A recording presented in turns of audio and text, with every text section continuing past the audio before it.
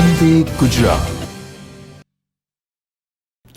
નમસ્કાર મિત્રો, આજના વર્ચ્યુઅલ ક્લાસરૂમ ટ્રેનિંગ સેશનમાં આપ સૌનું હાર્દિક સ્વાગત છે। આજે હું આઈટીઆઈમાં ચાલી રહેલા એઓસીપી ટ્રેડ અંતર્ગત થર્મલ ઇન્સ્યુલેશન વિશે વિગતવાર માહિતી આપીશ। તો સૌપ્રથમ થર્મલ ઇન્સ્યુલેશનમાં આપણે કઈ કઈ વસ્તુનો અભ્યાસ કરીશું। તો સૌથી પહેલાં કે થર્મલ ઇન્સ્યુલેશન કયા પ્રકારનું હોય, થર્મલ ઇન્સ્યુલેશનનો યુઝ શું થાય છે, થર્મલ ઇન્સ્યુલેશન દ્વારા કયા કયા ફાયદા થાય છે અને તેની ઇન્ડસ્ટ્રીયલ એપ્લિકેશનો કયા કયા પ્રકારની છે। અલગ અલગ પ્રકારના ઇન્સ્યુલેશન વિશેની માહિતી મેળવીશું અને સાથે સાથે કયા કયા પ્રકારના મટીરિયલ્સ ઇન્સ્યુલેટિંગ મટીરિયલ તરીકે યુઝ થાય છે, આ વિશેનો આપણે વિગતવાર અભ્યાસ જોઈશું। તો સૌપ્રથમ ઇન્ટ્રોડક્શન। તો જે શબ્દ જે છે આપણો થર્મલ ઇન્સ્યુલેશન, થર્મલ એટલે કે હીટ, હીટ એટલે કે ઉષ્મા। તો કોઈ પણ જે પ્રોપર્ટી જે છે જે ઉષ્માના રિલેટેડ છે એટલે કે થર્મલ વસ્તુને રિલેટેડ છે તેને આપણે થર્મલની અંદર કેલ્ક્યુલેટ કરવામાં આવે છે। અને ઇન્સ્યુલેશન, ઇન્સ્યુલેશન એટલે કે અવરોધક। તો થર્મલ ઇન્સ્યુલેશન એટલે કે ઉષ્માનો અવરોધક પદાર્થ। તો થર્મલ ઇન્સ્યુલેશન પદાર્થ જે છે એ આપણે બીજી ભાષામાં કહીએ તો ઉષ્મા અવરોધક પદાર્થ તરીકે ઓળખવામાં આવે છે। તો આનો જે સામાન્ય રીતે યુઝ છે એ કોઈપણ જગ્યાએ ઉષ્માનું જે વહન થતું હોય એ વહનને અટકાવવા માટે અથવા તો તેને અમુક લેવલ સુધી ઓછું કરવા માટે યુઝ થાય છે। જે થર્મલ ઇન્સ્યુલેશન છે એ થવાનું જે બેઝિક્સ છે આપણે હીટ ટ્રાન્સફર દ્વારા સમજી શકીએ। મેઇન જે હીટ ટ્રાન્સફર જે સબ્જેક્ટ જે છે તેમાં હીટના ટ્રાન્સફર વિશેનો અભ્યાસ આવેલો છે। તો હીટનું જે ટ્રાન્સફર છે એ કોઈ પણ જે ધારો કે આપણી પાસે કોઈ એક ટેન્ક છે, એ ટેન્કમાં કોઈ ગરમ હીટેડ લિક્વિડ અથવા હીટેડ ગેસ ભરેલો છે। તો આ જે હીટ જે છે, હીટનું જે ટ્રાન્સફર છે એની વોલમાંથી બારે વાતાવરણમાં થવાનું છે। તો આ માટે મેઇન 3 પ્રકારના મિકેનિઝમ્સ જોવામાં આવે છે અને એ મિકેનિઝમ્સ છે કન્ડક્શન, કન્વેક્શન અને રેડિયેશન। તો કન્ડક્શન છે એ સામાન્ય રીતે કોઈ પણ બે પ્રકારની મેટલ, તો મેટલ વોલ વચ્ચે અથવા તો સિંગલ મેટલની વોલ વચ્ચે જે હીટનું ટ્રાન્સફર થાય છે એ હીટનું ટ્રાન્સફર સામાન્ય રીતે કન્ડક્શન તરીકે ઓળખવામાં આવે છે। સેકન્ડ જે છે એ કન્વેક્શન। તો જ્યારે કોઈ પણ હીટ જે છે એ સોલિડ બોડીમાંથી લિક્વિડ અથવા ગેસ બોડી એટલે કે પ્રવાહી અથવા વાયુ બોડીમાં જ્યારે હીટનું ટ્રાન્સફર થવાનું છે તો આ દરમિયાન જે કાંઈ હીટ ચેન્જીસ થાય છે એ જે સામાન્ય રીતે કન્વેક્શન તરીકે ઓળખવામાં આવે છે। ત્રીજું જે છે રેડિયેશન। તો રેડિયેશન જે છે જ્યારે હાઈ ટેમ્પરેચર હીટ હોય ત્યારે જ જોવામાં આવે છે। સામાન્ય રીતે જ્યારે એકદમ હાઈ ટેમ્પરેચર હોય એ દરમિયાન જે કાંઈ પણ આપણી મેઇન હીટેડ બોડી છે એની આસપાસનું જે એન્વાયરમેન્ટ છે તેમાં ઇલેક્ટ્રોમેગ્નેટિક વેવ સ્વરૂપે હીટનું ટ્રાન્સફર થાય છે। જેના માટેનું જો આપણે બેસ્ટ એક્ઝામ્પલ વિચારીએ તો પૃથ્વી પર આપણે જે સૂર્યનો જે તાપ જે છે એ આપણે અહીંયા જે સુધી જે પહોંચે છે એ શેના દ્વારા પહોંચે છે? રેડિયેશન મિકેનિઝમ દ્વારા। તો આ જે 3 અલગ અલગ પ્રકારના મિકેનિઝમ છે, કન્ડક્શન, કન્વેક્શન અને રેડિયેશન, એમાં જે કન્ડક્શન છે એ સામાન્ય રીતે સિંગલ મેટલમાં જોવા મળે છે, જ્યારે કન્વેક્શન છે એ મેઇનલી 2 પ્રકારનું કન્વેક્શન છે, જેમાં પહેલું જે છે એ છે ફ્રી કન્વેક્શન અને બીજું જે છે એ ફોર્સ કન્વેક્શન। ફ્રી કન્વેક્શનને સિમ્પલ કન્વેક્શન તરીકે પણ ઓળખવામાં આવે છે। જે સિમ્પલ કન્વેક્શન છે એ સામાન્ય રીતે ડેન્સિટી ડિફરન્સના આધારિત થાય છે। આપણે એક એક્ઝામ્પલ લઈએ, ધારો કે કોઈ આપણી પાસે કોઈ બીકર છે જેમાં આપણે વોટરને આપણે હીટ કરીએ છીએ, તો આ દરમિયાન જે બોટમ પોર્શન છે એની જે ડેન્સિટી છે એ ટેમ્પરેચરને લીધે ડાઉન થશે, જેને કારણે બોટમ પોર્શનમાંથી જે લિક્વિડ છે એ ટોપ પોર્શન ઉપર ગતિ કરશે। આ ગતિ દરમિયાન ઉપર જે લિક્વિડ જે છે હાઈ ડેન્સિટી લિક્વિડ છે, જે હાઈ ડેન્સિટી લિક્વિડમાંથી જે મોલેક્યુલ્સ છે એ ઉપરથી નીચે તરફ આવશે અને નીચેથી લો ડેન્સિટી મોલેક્યુલ્સ ઉપરની તરફ જશે। તો આ પ્રકારનું જે સર્ક્યુલેશન જે થાય છે અને હીટનું જે ટ્રાન્સફર થાય છે જે ફ્રી કન્વેક્શનના મિકેનિઝમ આધારિત થાય છે। બીજું જે છે ફોર્સ કન્વેક્શન। ફોર્સ કન્વેક્શન સામાન્ય રીતે કોઈ પણ એક્સટર્નલ અફેર્સ દ્વારા જે થતું હોય એને ફોર્સ કન્વેક્શન તરીકે ઓળખવામાં આવે છે। તો ફોર્સ કન્વેક્શન કરવા માટે સામાન્ય રીતે કોઈ અલગ અલગ પ્રકારના મિક્સિંગ ઇક્વિપમેન્ટ એટલે કે એજિટેટર છે, ઇમ્પેલર છે, ટર્બાઇન છે, પ્રોપેલર છે, આ પ્રકારના ઇક્વિપમેન્ટનો સામાન્ય રીતે યુઝ કરવામાં આવે છે અને એના માટે આપણે એક્સ્ટ્રા એનર્જી એટલે કે પાવર રિક્વાયરમેન્ટની જરૂરિયાત પડે છે। ફ્રી કન્વેક્શનમાં કોઈ પણ પાવર રિક્વાયરમેન્ટ અથવા એક્સ્ટ્રા એનર્જીની જરૂર પડતી નથી, જ્યારે ફોર્સ કન્વેક્શનમાં એક્સ્ટ્રા પાવર આપવો પડે છે, જેથી ફોર્સ કન્વેક્શન માટે ખર્ચ વધે છે। સામાન્ય રીતે ફ્રી કન્વેક્શનમાં જે હીટ ટ્રાન્સફર રેટ છે એ સ્લો છે, જ્યારે ફોર્સ કન્વેક્શનનો હીટ ટ્રાન્સફર રેટ છે એ થોડો હાઈ છે।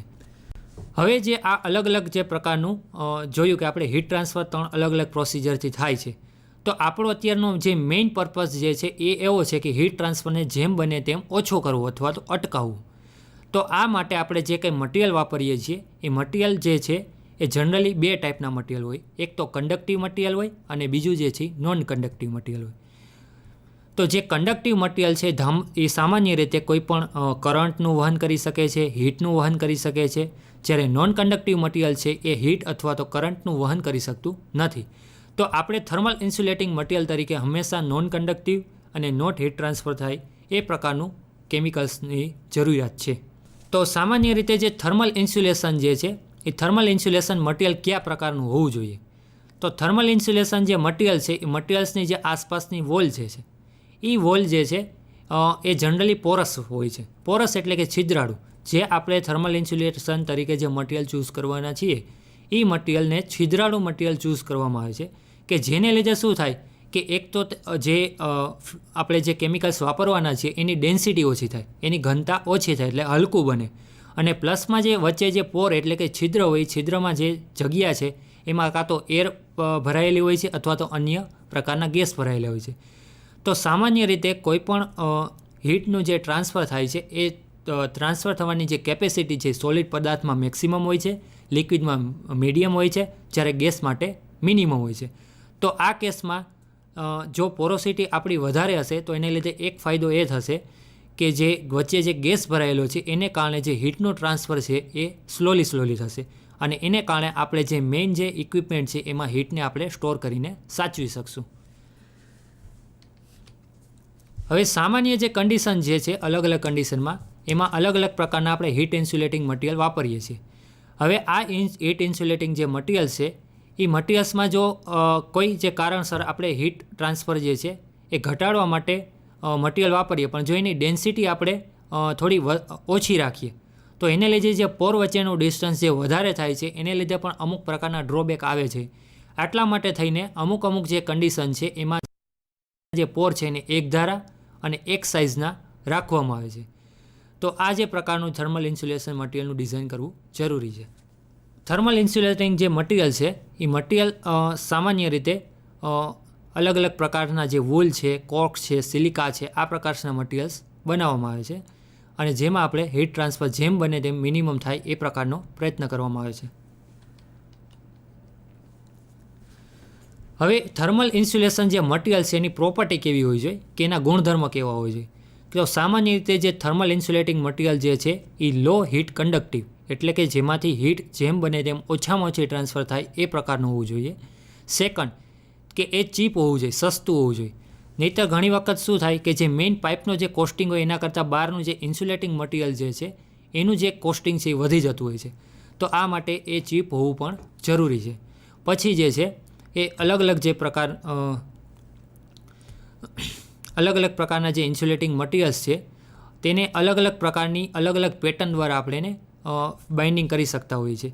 જેમ કે ઇન્સ્યુલેટિંગ મટીરિયલ જો પાવડર સ્વરૂપે અથવા તો નાના ગુચ્છાઓ એ પ્રકારના સ્વરૂપે હોય તો એને બાઇન્ડિંગ કરવા માટે આપણે આઉટર એરિયામાં કંઈ પણ પ્રકારનું કનેક્શન ટાઈપનું રાખવું જરૂરી છે કે જેને લીધે આપણે ઇન્સ્યુલેટિંગ જે મટીરિયલ છે એ સમય સાથે વાતાવરણમાં વેડફાઈ ના જાય. હવે જે ઇન્સ્યુલેટિંગ જે મટીરિયલ્સ છે એ મટીરિયલ્સને આપણે કેમિકલ ઇન્ડસ્ટ્રી પ્રમાણે જોઈએ કે એનો જે કેમિકલ ઇન્ડસ્ટ્રીમાં કઈ પ્રકારનો યુઝ થાય છે.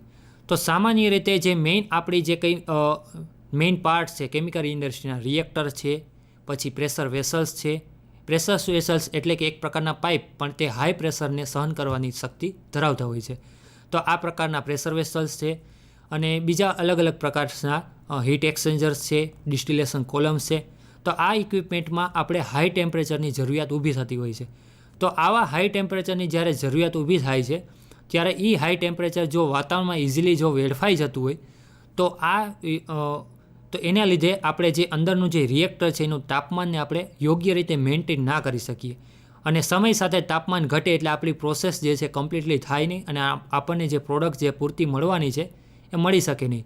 તો આવી કન્ડિશનમાં આપણે હીટનો વ્યય થતો અટકાવવો ખૂબ જરૂરી છે. તો આવી કન્ડિશન માટે સામાન્ય રીતે થર્મલ ઇન્સ્યુલેશન જે મટીરિયલ્સ છે એ પાઇપની જે વોલ છે અથવા રિએક્ટરની જે દિવાલ છે એની આજુબાજુ ફૂલે ફૂલ એરિયામાં કવર કરવામાં આવે છે અને આ જે કવરિંગની જે થિકનેસ છે એ થિકનેસ જે છે એ કયા પ્રકારનું મટીરિયલ છે અને અંદરનું કયું તાપમાન છે એના આધારિત નક્કી કરવામાં આવે છે. તો આ જે થર્મલ ઇન્સ્યુલેશન છે એના સેલિયન્ટ ફ્યુચર્સ. તો થર્મલ ઇન્સ્યુલેશન્સનો જે આપણે મેઇન યુઝ જોયો કે જે કેમિકલ ઇન્ડસ્ટ્રીના જે પાઇપ્સ છે, પછી અલગ અલગ પ્રકારના ફિટિંગ્સ છે, રિએક્ટર છે, ડિસ્ટિલેશન કોલમ છે, હીટ એક્સચેન્જર છે, જેમાંથી હીટનો જે વ્યય થાય છે એ વ્યયને અટકાવવા માટે મોસ્ટલી યુઝ થાય છે. તો આ જે કન્ડિશન છે એ જે મેઇન થર્મલ ઇન્સ્યુલેશનનું કામ છે. તો થર્મલ ઇન્સ્યુલેશનમાં બીજી અમુક કયા પ્રકારની પ્રોપર્ટીઝની જરૂરિયાત ઊભી થાય. તો મેઇન તો પ્રોપર્ટી આપણને ખબર જ છે કે હીટ ટ્રાન્સફર જેમ બને તેમ મીડિયમ અથવા તો મિનિમમ થવું જોઈએ. અને અલગ પ્રકારની બીજી આપણે પ્રોપર્ટી જોઈએ તો સામાન્ય રીતે જેનો જે બેડ બનાવવામાં આવે છે, બેડ જે છે એ પોરસ સ્ટ્રક્ચર અને મીડિયમ સાઇઝના પોર્સનો બનાવવામાં આવે છે. અને જે હીટ ટ્રાન્સફરનું એક પોઈન્ટમાંથી બીજા પોઈન્ટ તરફ જે ટ્રાન્સફર થવાનું છે એના માટે મેઇનલી 3 પાર્ટ્સ પડે છે. સૌથી જે પહેલું જે છે કે જે હીટ ટ્રાન્સફર છે એ જે એની જે વોલ છે, પાઇપની વોલ છે એ મેટલની બનેલી હશે અને મેટલની હીટ ટ્રાન્સફર કંડક્ટિવિટી હાઈ છે. તો એના કારણે મેટલના પાઇપમાંથી જે કોઈ પણ હીટ ટ્રાન્સફર થવાની એની સ્પીડ એકદમ મેક્સિમમ હશે. તો પાઇપ જે છે ફટાફટ હીટનો લોસ કરવાનું છે. તો હવે જો આપણે એનો જે પાઇપનો આઉટર એરિયા છે ત્યાં કોઈ ઇન્સ્યુલેટિંગ મટીરિયલ રાખી દઈએ તો ઇન્સ્યુલેટિંગ મટીરિયલને કારણે શું થશે કે એ એરિયામાં થોડું હીટ ટ્રાન્સફર નબળું થશે. અને ત્યાર પછી જે બહારની વોલ આવશે એ બહારની વોલ ઉપરથી જ્યારે વાતાવરણમાં હીટનું ટ્રાન્સફર થશે ત્યારે જે કંઈ હીટનું જે ટ્રાન્સફર થવાનું છે તે કન્વેક્શન અને રેડિયેશન દ્વારા થવાનું છે, જ્યારે પાઇપની વોલમાં જે હીટ ટ્રાન્સફર થવાનું છે એ કન્ડક્શન દ્વારા થવાનું છે. તો આ જે થર્મલ કંડક્ટિવિટી છે એના માટે વિવિધ પ્રકારના જે યુનિટ્સ વપરાય છે એ કયા પ્રકારના યુનિટ્સ છે. તો સામાન્ય રીતે જે થર્મલ કન્ડક્શન જે છે અથવા તો આપણે એને કહીએ થર્મલ ઇન્સ્યુલેશન, એ જે છે મેઇનલી જે પેરામીટર ઉપર વર્ક કરે છે એ સૌથી પહેલાં છે એક તો કેટલું ટેમ્પરેચર છે, કે ઇનલેટ જે વોલ છે વોલની અંદરનું ટેમ્પરેચર કેટલું છે, આઉટર ટેમ્પરેચર કેટલું છે.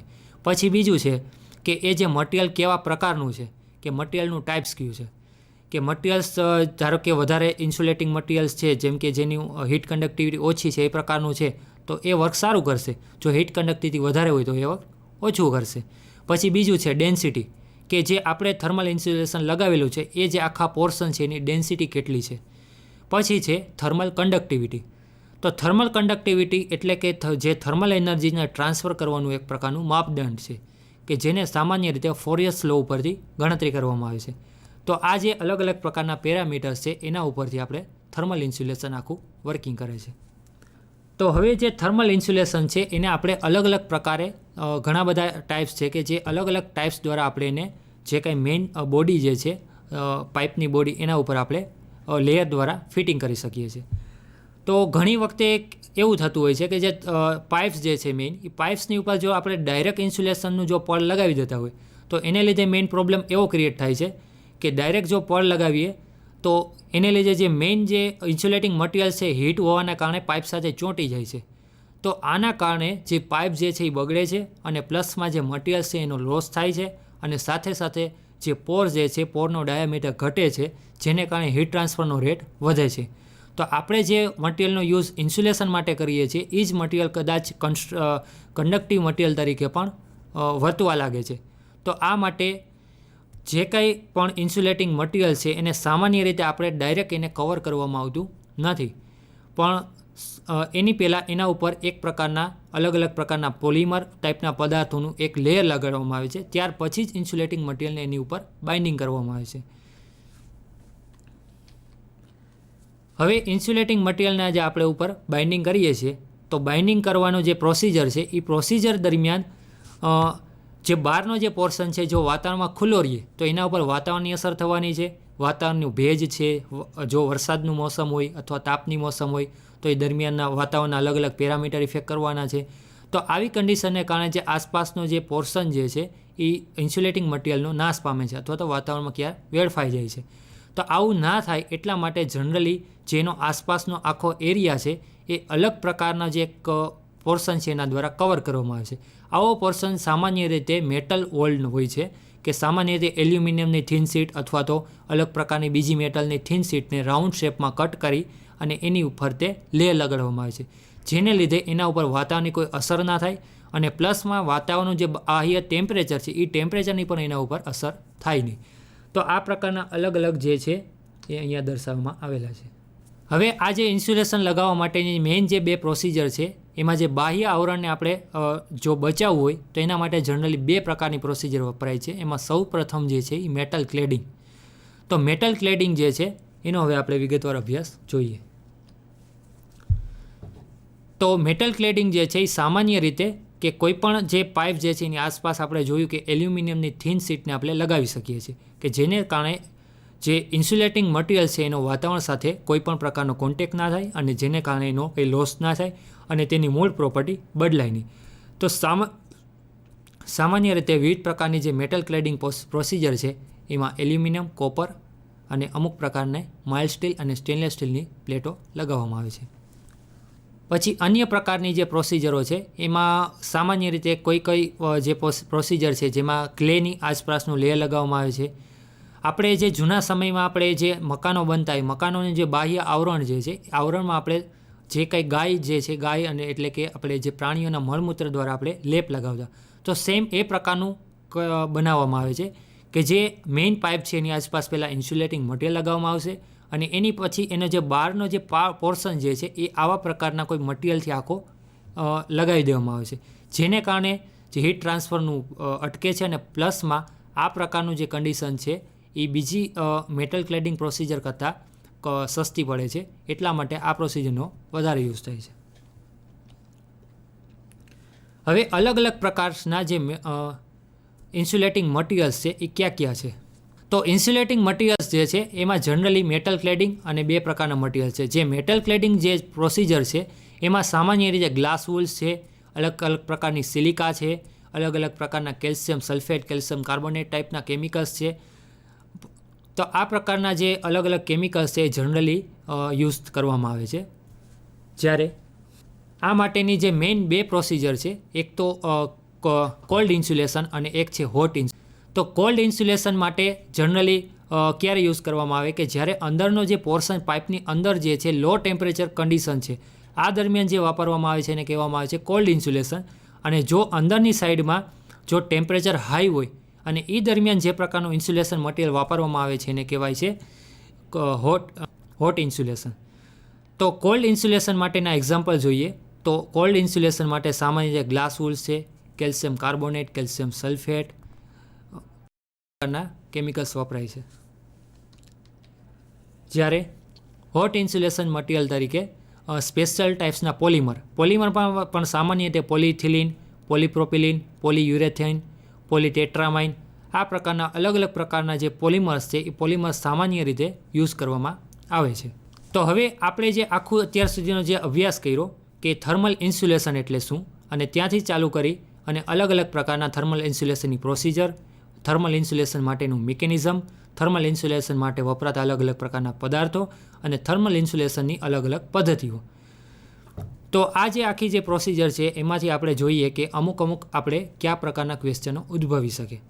તો સૌ પ્રથમ છે વોટ ઇઝ ઇન્સ્યુલેશન, એટલે કે ઇન્સ્યુલેશન એટલે શું? તો ઇન્સ્યુલેશન એટલે એક એવા પ્રકારનું મટીરિયલ કે જે હીટ કન્ડક્ટિવિટીને ઘટાડે છે. એટલે કે જો કોઈ પણ પાઇપિંગ મટીરિયલ હોય તો એ પાઇપિંગ મટીરિયલમાંથી જો હીટનો લોસ થતો હોય તો એને અટકાવવા માટે લગાવવા માટેનું મટીરિયલ કે જે હીટનું ટ્રાન્સફર ઘટાડે છે. તો આવા મટીરિયલને ઇન્સ્યુલેટિંગ મટીરિયલ તરીકે ઓળખવામાં આવે છે અને આ પદ્ધતિને ઇન્સ્યુલેશન તરીકે ઓળખવામાં આવે છે. સેકન્ડ કે ઇન્સ્યુલેશન જે થાય છે એના માટેની વિવિધ પદ્ધતિઓ. તો ઇન્સ્યુલેશન જે કરવા માટે મેઇનલી 2 પ્રકારની પદ્ધતિઓ છે, કોલ્ડ ઇન્સ્યુલેશન અને હોટ ઇન્સ્યુલેશન. આ બંને જે પદ્ધતિઓ જે છે એ જનરલી સામાન્ય રીતે કયા પ્રકારનું મટીરિયલ છે અને કયા પ્રકારનું ઇનર ટેમ્પરેચર છે એના ઉપર આધારિત છે. જો ઇનર ટેમ્પરેચર કોલ્ડ હશે એટલે કે વાતાવરણ કરતાં નીચું હશે તો એવા સમયે કોલ્ડ ઇન્સ્યુલેટિંગ મટીરિયલ વપરાશે અને જો વાતાવરણ કરતાં વધારે હશે તો એવા સમયે હોટ ઇન્સ્યુલેટિંગ મટીરિયલ વપરાશે. પછી ત્રીજો પ્રશ્ન કે આપણે જોઈએ કે અલગ અલગ પ્રકારના ઇન્સ્યુલેશનના મિકેનિઝમ કે ઇન્સ્યુલેશન જે થાય છે અથવા તો હીટ ટ્રાન્સફર જે થાય છે એના અલગ અલગ પ્રકારના મિકેનિઝમ. તો મેઇનલી 3 પ્રકારના મિકેનિઝમ છે, કન્ડક્શન, કન્વેક્શન અને રેડિયેશન. જે કન્ડક્શન જે છે એ સામાન્ય રીતે મેટલમાં જોવા મળે છે કે એક મેટલમાંથી બીજી મેટલમાં અથવા તો એક જ મેટલના એક પાર્ટ્સમાંથી બીજા પાર્ટ્સમાં જ્યારે હીટનું ટ્રાન્સફર થાય છે ત્યારે આને આપણે કન્ડક્શન તરીકે ઓળખીએ છીએ. કન્વેક્શન જે છે એ સામાન્ય રીતે પ્રવાહી અથવા વાયુઓમાં જોવા મળે છે. તો સામાન્ય રીતે કોઈ પણ મેટલ બોડી હોય અથવા તો કોઈ લિક્વિડ બોડી હોય એમાંથી જ્યારે હીટનું ટ્રાન્સફર વાતાવરણમાં અથવા તો અન્ય લિક્વિડમાં થાય છે ત્યારે આવા સમયે જે હીટનું ટ્રાન્સફર થાય છે તેને કન્વેક્શન તરીકે ઓળખવામાં આવે છે. અને કન્વેક્શનના મેઇનલી બે પ્રકાર છે, ફ્રી કન્વેક્શન અને ફોર્સ કન્વેક્શન. ફ્રી કન્વેક્શન છે એમાં સામાન્ય રીતે ડેન્સિટી ડિફરન્સથી હીટનું ટ્રાન્સફર થાય છે, જ્યારે ફોર્સ કન્વેક્શનમાં આપણે એક્સટર્નલ ફોર્સ આપવો પડે છે.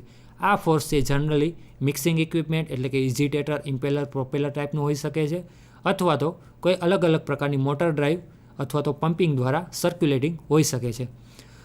Third portion radiation. તો રેડિયેશન જે છે એ સામાન્ય રીતે જ્યારે બે બોડી એકબીજાના કોન્ટેક્ટમાં ના હોય અને ત્યારે હીટ ટ્રાન્સફર થાય છે ત્યારે એને રેડિયેશન તરીકે ઓળખવામાં આવે છે. આ સમય દરમિયાન જે હીટ ટ્રાન્સફર થાય છે એ હીટ ટ્રાન્સફર એક બોડીમાંથી બીજા બોડીમાં ની વચ્ચે ઇલેક્ટ્રોમેગ્નેટિક વેવ મારફતે ટ્રાન્સફર થાય છે. તો આવા ઇલેક્ટ્રોમેગ્નેટિક વેવને લીધે થતું ટ્રાન્સફર રેડિયેશન તરીકે ઓળખાય છે. આપ સૌએ શાંતિપૂર્વક સાંભળ્યો એ બદલ આપનો ખૂબ ખૂબ આભાર.